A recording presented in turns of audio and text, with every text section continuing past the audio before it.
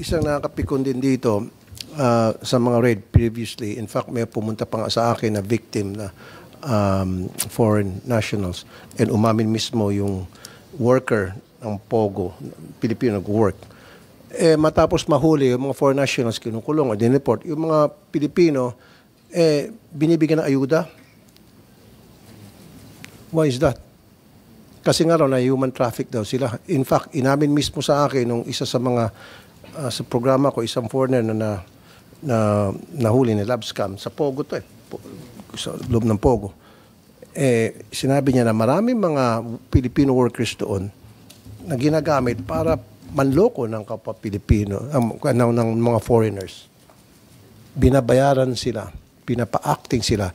And then pag nahuli sila, binibigyan pa ng ayuda ng DSWD kasi sasabihin, kawawa naman yan na human traffic. I want those people accounted for. Yung mga Pilipino na banggit nga kanina, hindi naman pwede mag-work yung mga Pogo, hindi naman marunong mag-Tagalog, hindi naman mag-English, paano, how they go around, dito sa komunidad natin. So meron talaga mga Pilipino dyan na nagsusupervise. And I want those people arrested when a raid conducted sa mga Pogo establishments. Lahat ng Pilipino doon. Maliban lang siguro kung janitor, of course, utility, cook. Pero usually, yun ang gagawin nila Pag nahuli, cook po ako, pero wag ka nag-ooperate yun. Janitor po ako, pero wag ka operator yun. Dapat, is that something that is the NBI here? When we conducted raids? Kasi nakakasama na loob naman po mga kapatid, yung mga Pilipino na kasabwat sa illegal na gawain ng mga Pogo, especially involving Labscam, na panloko ng mga foreigners, na kapag nagkakahulihan, nabibigyan ng ayuda ng TSWD, sana yung binigay na ayuda doon, binigyan na sa talagang tunay na dapat bigyan na ayuda yung mga mahirap ni kababayan. Sayang, wala din this. Let us compel the DSWD for the next hearing so we can answer the questions regarding yung ayuda na binibigay sa yung mga hindi na biktima Sila din yung gumagawa ng krimen. At it's very concerning. Kasi sila din po, Mr. Chair, nagsusupervise Yes. Karamihan sa mga Pilipino nag-work sa Pogo, especially involving Labscam, Pilipino po yung mga bisor. Yes. And yet, pagdating sa raid, walang nakukulong na Pilipino. Wala talaga ni isa. Bakit kaya? Is there an agency who can... Stupido ba tayo o matalino lang yung mga bulsa? Can we ask the NBI to comment on this? Morning, Mr. Chair. Morning, Yes, Order. So, for the Filipinos, during the conduct of the operation, for instance po, dito po sa last operation namin together with the BI, dito sa JX Tower, marami pong Pilipino na nag-apply dito, nagtatrabaho dito. But what we use here was a mission order, hindi po sa search warrant. So, for the examination of the computer, yun po kasi yung ebidensya natin. Dahil po sa nature po ng ebidensya na kinakailangan, which requires sir, attorney, so ilang Pilipino, ito sa last raid, ilang Pilipino ang nahuli nyo doon? Nasa 422 po, Your Honor. 422 Filipinos? Yes, Your Honor. Doon sa Pogo? Yes, Your Honor. Ano ginawa nyo doon sa mga Pilipino? We've accounted all the Filipinos. Pinicturean po namin, dinocument po natin. Yes, sir. Pero what did you do with them? Release po namin sila, Your Honor. For Why? direct filing po. They were caught on the act. Pwede na silang ma-inquest. You did a raid, huli sila sa akto, inquest nyo, bahala na si piskal. Ba't yung pinakawalan? Yes, Your Honor, but dun po kasi sa digital evidence po natin, kailangan po natin ng warrant for examination of computer data, which is the very basis po ng filing po natin against these foreign nationals. No, That's sir. why when we, No, sir. The fact that they were there sa isang establishment na declared as illegal, that's why you were issued warrant by a court, and that certain establishment was doing illegal activities, and these Filipino citizens were there in cahoots with the operators or operators of these illegal establishments. Kasama dapat sila sa mapapailan. Basic po yun, sir. Bakit natin pinakawalan?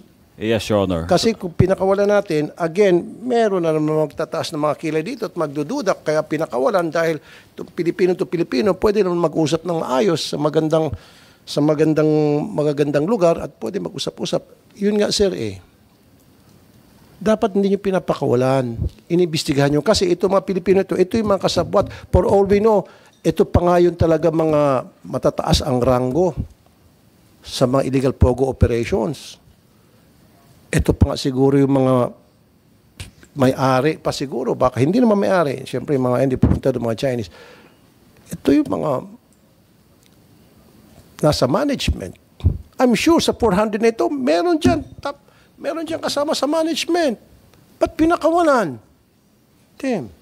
God, Tim. Your Honor, doon po sa last operation po na may mga Filipino... Ang masama, sorry, interrupt pa. Ang masama, baka binigyan pa ng ayuda. May kasama yung DSWD? Hindi po, Your Honor. Okay, so walang ayuda. Hindi po ako aware, Your Honor. Okay, hindi. Kasi sa mga nakaraan, Mr. Chair, sa mga tapos ng raid and then darating yung DSWD, pinagpipila yung mga Pilipino, kawawa naman mga ito ayuda pa uwi sa probinsya, parang nakakainit ng ulo. And I don't want to hear that anymore. Na parang ginago na tayo, gagaguhin pa tayo ng 32,000 ayuda from DSWD. Sana anak ng dagat. 30,000 ayuda from DSWD to start a business doon sa mga nahuhuling pogo. Okay, sorry. Mali ito. Mali. Huwag kang basta-basta magbigay ng information ng alanganin. Saka pa.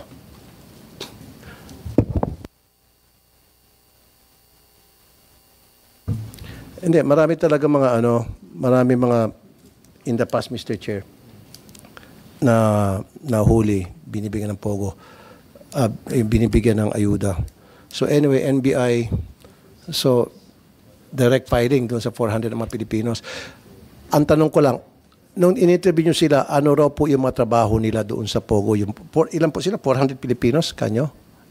Anong trabaho doon ng 400 Filipinos doon? Just for clarification, Your Honor, doon po sa last operation, we filed cases po doon sa mga managers, supervisors, team leaders ng kada offices. Doon po sa mga ordinary employees who direct filing nga po yon. Ang ibig ko sabihin, sana po... No, Your Honor. Sana po... In-inquest po namin yung mga yon.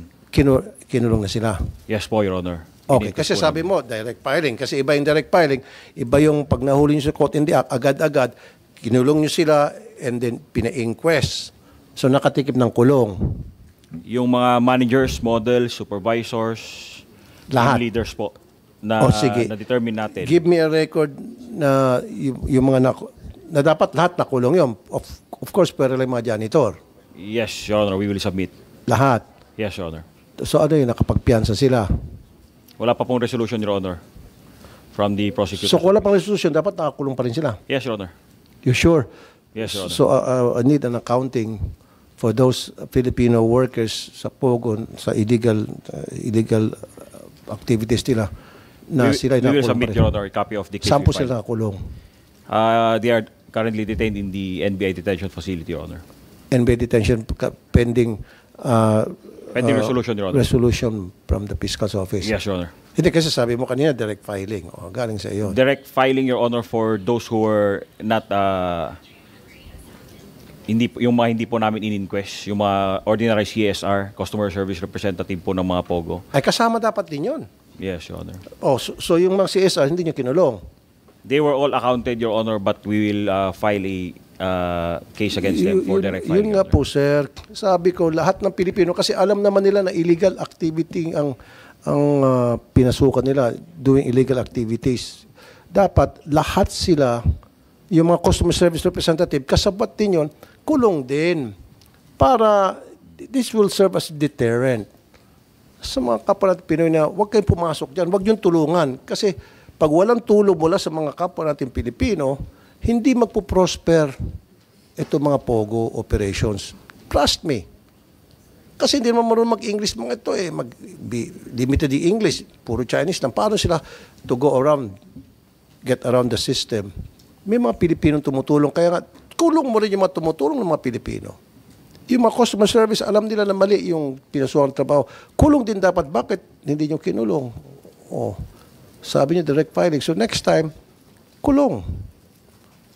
Sir, Yes, Your Honor. parang talaga nakita nyo, nag-janitor, walang alam.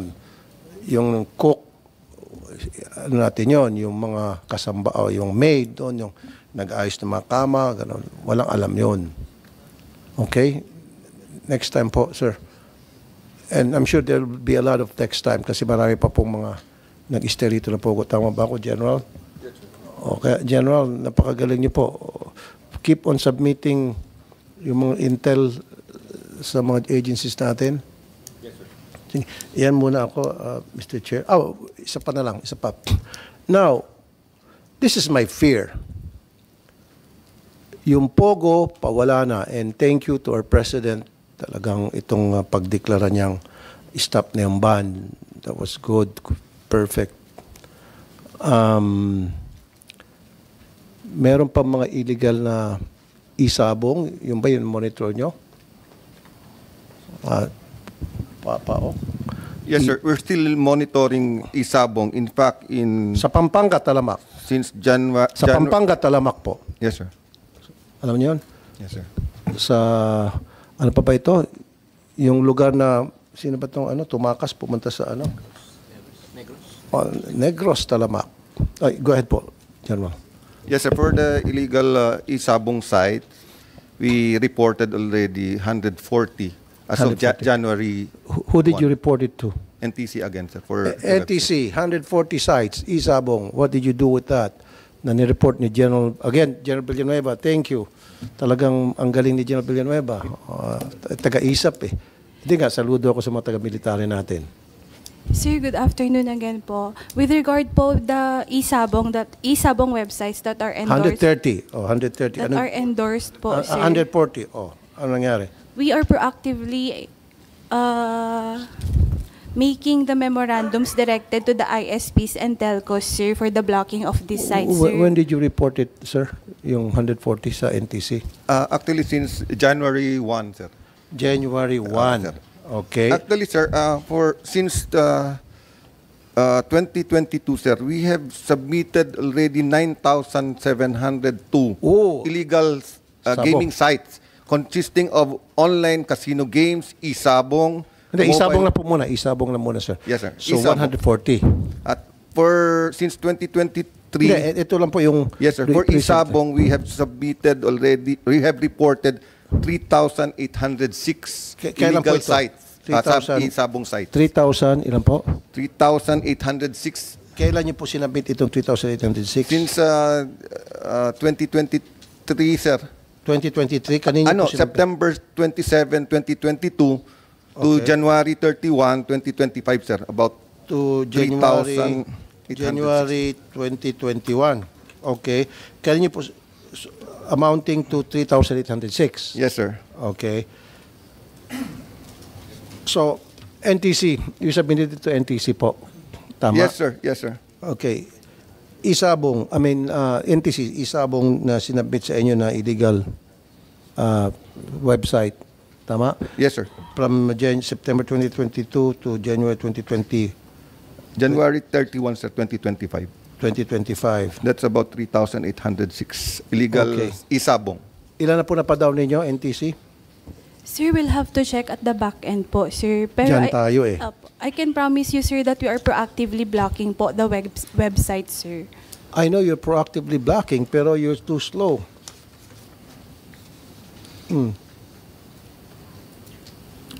Bakit? Diba? Kung hindi sumunod ang ISP, yung Globe, PLDT Smart, so anong penalty? Anong ginagawa ng NTC? So, ayaw i-block? Come on, NTC, you're too slow. Mas mabuti pa siguro yung yung snail. Mas mabilis pa sa inyo.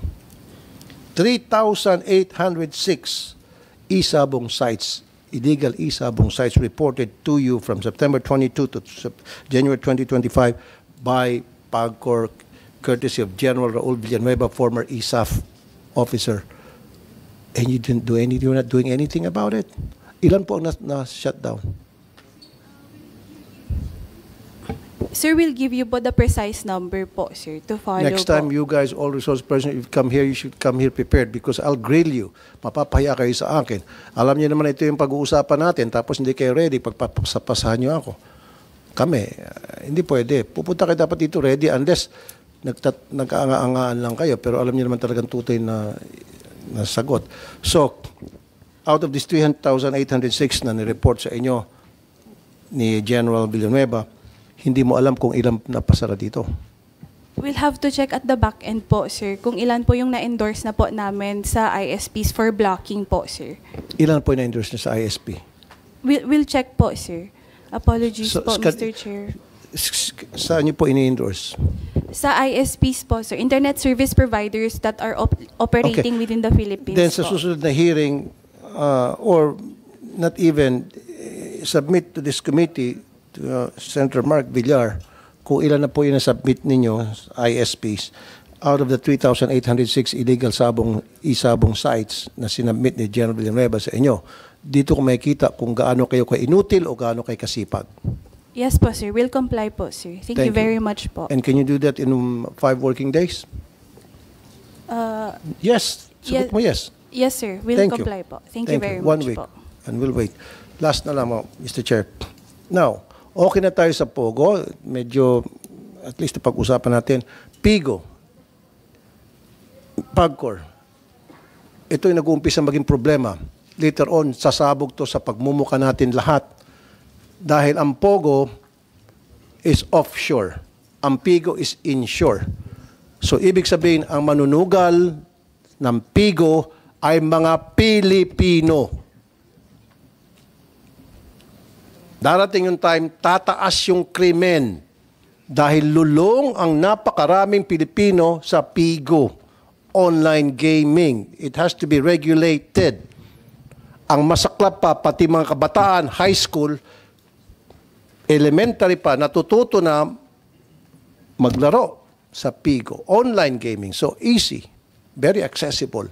Marami na sa mga napabalitaan ko, mga high school, even college, nag-stop yung iba, nangungupit sa kanilang mga magulang, mga empleyado, nag-istapa, nasisibak sa kanilang trabaho dahil dito sa Pigo.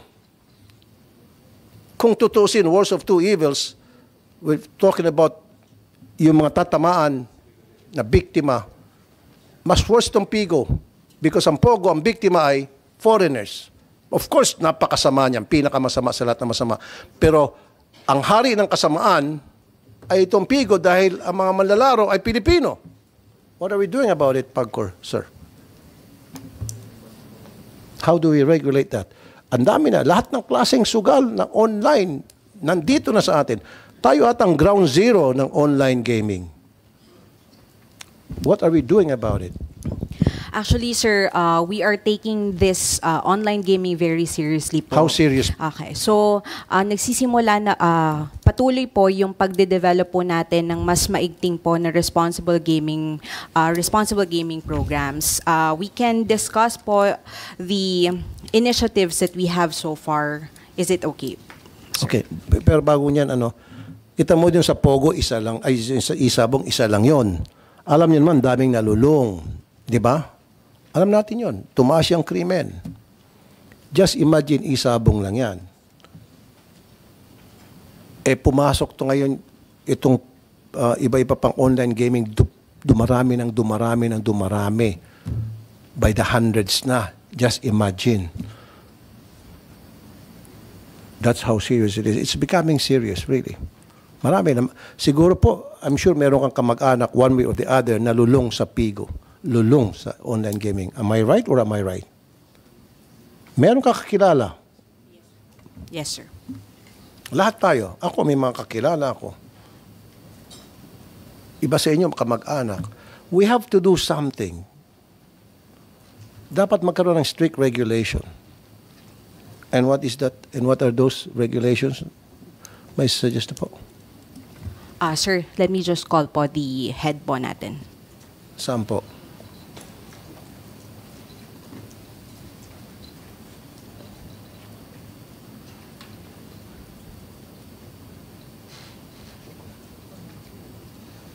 And your name, Good madam? morning po. Yes po. I'm Vina Oka. I'm with the Gaming Licensing and Development Department po. With regard lang po to the Responsible Gaming Program, which covers po both yung sa mga land-based natin at saka yung online din po currently, meron naman po tayong mga programa po, like yung banning program. Pwede po silang mag-ban ng sarili po nila, or yung pamilya po nila yung pwede din pong mag-nominate. Ma'am, excuse me. Pinatawa mo ako. At least courtesy of you, napatawa ako. Di masaya ako. Banning yourself, nobody will do that. Pag ikaw ay lulog na, hindi mo ibaban sarili mo, mas lalo mo ilulong sarili mo. So, alisin niyo na po yung banning yourself. Meron naman po talaga, sir, na mga nagbaban din po ng sarili nila, sir, because they are aware din po na medyo lulong na nga po sila or pero nagpi-play na ma'am, po sila beyond their hindi hindi talaga. Ang pinakamaganda yung meron kayong ginagawang regulation na yung kayo mismo sistema, may system tayo put in place na magkakaroon ng ban yung sa mga lulong na, and how would you do that? Then paliwanag nyo sa amin yung programang yon. Tapos isa pa yung programa na dapat yung mga bata talaga maging stricto na hindi na mapapayagang magsugal sa online. Yes po. And how do you do that, ma'am? Yes po. Meron din po tayo, sir, ongoing na collaborations and discussions po sa yung mga payment platform, yung mga, alam na po, yung, ano po, yung GCash, yung mga nagke-carry po ng mga online apps. May ongoing po na meetings din po sa kanila, and meron din po silang ginagawa na ring, features on their part.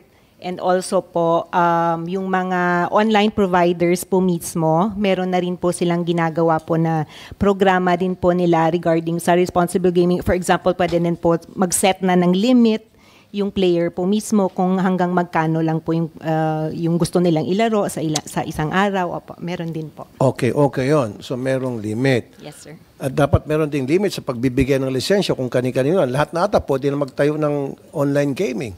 Name it, meron na yan sa online. Opo, sir. Unfortunately, hindi na po yung under sa akin, but under the Electronic Games and Licensing Department, I believe po, sir, na meron po silang ine-impose din po na may current na moratorium po sa pag-issue ng mga lisensya po Meron nila. ng moratorium. Yes, sir. Opo. Tapos dapat merong strict regulations talaga dito na yung mga bata hindi na dapat makapaglaro. Yes, sir. Opo. Tapos siguro bawasan nyo yung yung mga, ilan ba existing na merong na napayagang magkaroon ng online gaming? Sorry po, sir. Meron po dito, sir, in charge po sa Electronic Gaming Licensing Department. I'm sorry, sir, po. Hindi po kasi under sa akin. Tapos chine-check nyo ba yon? Ilan na? At 60 ang licensees sa electronic gaming license daw po, sir. ang dami na. Kita mo doon sa Isabo nga, ang daming nalulong. Isa lang yon. Ngayon, 60 na. Mas matindi ito. Sasabog sa mga mukha nito sa atin, Mr. Chair, pagdating ng panahon. Opo, sir, but Dahil we are... maraming malululong. Ba't ang dami nyo pong na-approvehan? 60. Approve lang kayo na-approve, bantusawa sa pag-approve. Meron naman po, sir, sinusunod, sir, na proseso and guidelines po, sir, yung Electronic Gaming Licensing Department po natin, sir, sa pag-issue ng mga lisensya, sir. Baka pwedeng stop muna. Stop na sa 60. I think naka-stop naman po, sir. Opo. So, Wala pong ini-issue na bago, sir. wala na talaga. Wala pong Kapag ini-issue meron sa na ngayon issue ng na mga bago, bago. ipupunta ulit ako kay Senator Mark. Sabihin ko, Senator Mark, mag-hearing ulit tayo. So, siguraduhin nyo na 60 lang talaga from now on. Wala na may dadagdag yan. At dito sa 60, mag-imbestiga kayo. Baka dito, kung ano dito sa 60 na hindi sumusunod sa regulasyon, pa-stop nyo, pasara nyo. Yes, sir. So, wala na papasara, wala na paparusahan dito sa 60. May mga penalties po. Opo, meron din po, sir, I understand, na mga providers po dyan or operators na may mga penalties din po, sir, based on non-compliances Ano po po yung nila, mga sir. penalties? Ano po usually yung mga kasalanan nila? Sige, sir. Sir, at this point, sir, I'm sorry, I will have to endorse you, sir, dun sa in charge po talaga sa Opo, electronics. curious lang po ako. Ano usually ang mga kasalanan dito mga taga-Pigo? Usually, ano mga violations? I will call on, sir, si Mr. Luis Masilang. He is the senior manager po sa Electronic Games and Licensing Department, sir. Sige, ma'am. Apa, thank you po, Thank sir. you po, Thank Madam, you po. Madam Oka.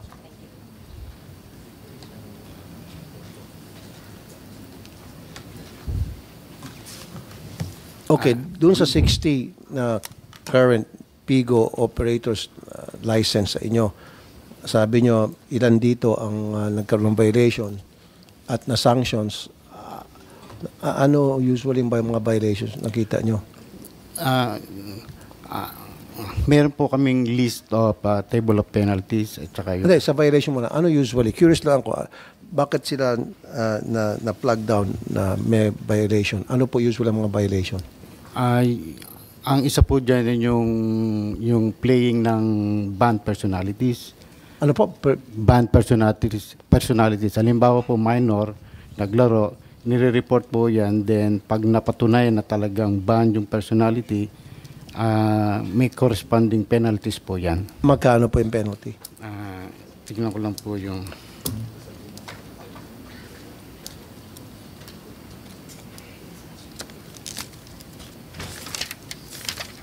Yung sa minor po Okay.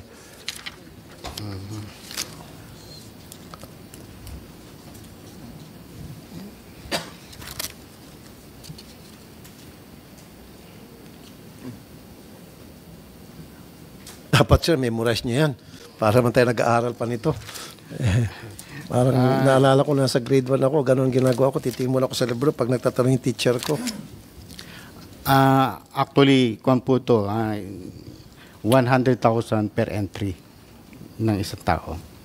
100,000 per tao na. Pag pumasok po, na-report siya, halimbawa nakapasok ng 3 beses, then 300,000 yung fine, yung penalty. Kung 10 tao, 1 million.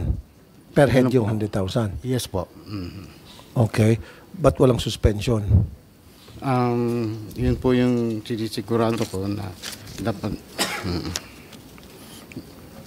So, 100,000 per minor na nakapagsugal. Opo.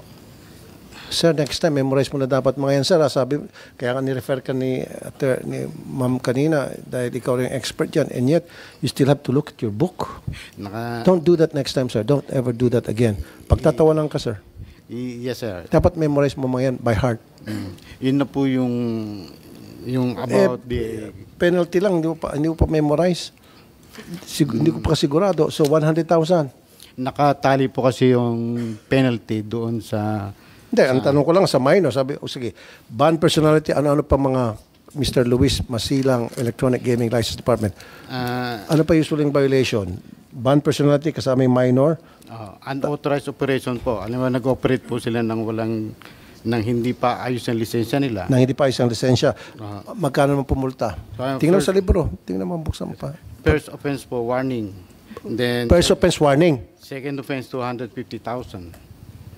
Whoa. While waiting for their license to be approved and they operate, and ang gagawin lang, wag mong ulitin. Yes, sir. May consideration po. Baka ini-evaluate pa po. No. Yan tayo eh. I mean, po, yung Sir naman.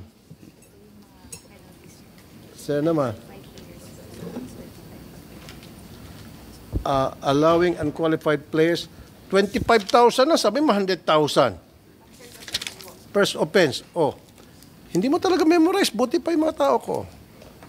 Allowing unqualified players to access and play restrictive gaming platform, first offense, 25,000. Sabi mo 100,000. Bagsak ka na. Kung ako yung professor mo, babagsak ka na. Dalawang klase po kasi. That is for yung mga operators. Ang hinahanap ko po yung pang-service providers.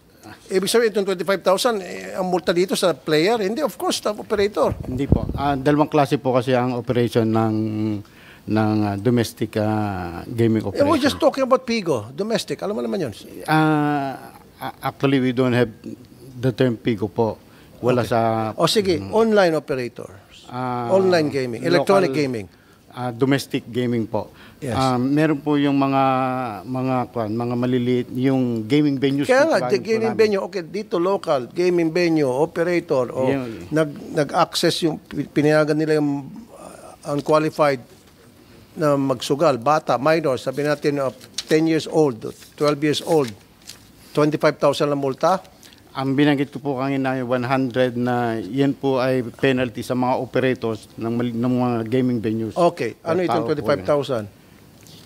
25,000? Yan po siguro yung sa Hindi ka pa service sure. providers. Yan po yung hinahanap ko kanina. Hinahanap mo pa? Oho. Hanapin mo pa, baka mahanap mo. Tuloy lang. Sige po. Second offense, 50,000. Ito na. Lumundag ka sa third offense. Third offense is 100,000. Ayan, sir. Oh. First offense, 25. Second offense, second offense, 50. Lumundag ka sa third.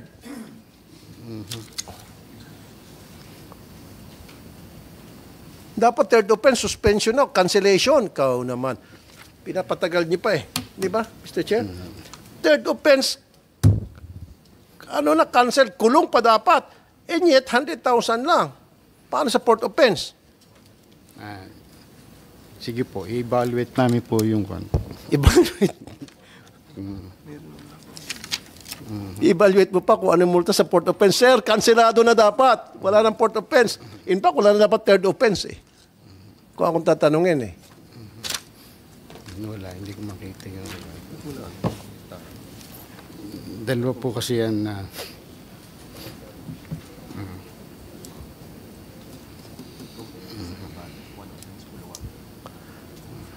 Di ba sir, pag yung sa, alam mo, sa tupada, may first offense, ang ginagawa ng mga pulis natin, kinukulong, may kasama pang kulata. Dito, first offense, 25,000. Malit na bagay lang to sa mga nagpapasugal. Sige po. Tapos pinahagan pa ng second offense, 50,000. Third offense, 100,000. Sige po, i-evaluate namin yung... No sir, don't evaluate. Taasan mo itong multa. First offense. Kung ako pantatuloy, 1 million dapat first offense eh. Yes po. And then second offense, cancel. The fact na meron itong third offense, ibig sabihin, tinotolerate nyo na sila ay magkaroon ng, kumbaga, anticipated nyo na magkakaroon ng pagkakamali mga ito. Na uulit pa mga ito. Siguro, sige, tolerate nyo first offense. Nagkaroon ng problema, technical, whatever. Second offense, do something about it. It's either suspension or cancellation. Can you do that, sir? Sa susunod na hearing, sir, huwag ka na magdala notebook. So gagawin natin, pag pinatawag kayo dito, sir, mag-memorize na kayo, mag-study kayo, sudog kayo ng kilay. Okay? Yes, sir. Kasi itong, saka yung Pigo, it's starting to be a serious problem. Marami na ako nababalitaan, Mr. Chair, mga kabataan especially. Maski mga ordinary, mga housewife, sa bahay lang, bored sila. Electronic gaming. Totoo yan. And again, NTC, kayo dyan sa NTC, isabong dyan sa Pampangan lakas. Sa May Negros, malakas. Do something. Yes, sir. Makakaasa po kayo. Thank you very much po, sir, for your kindness po. Thank you so much po. Thank you. Kasi pag hindi kayo umaaksyon, sabi pa nga sa mga netizen, alam na this. Kung ano yon, alam mo na rin yon. Okay, thank you. Yun lang muna, Mr. Chair.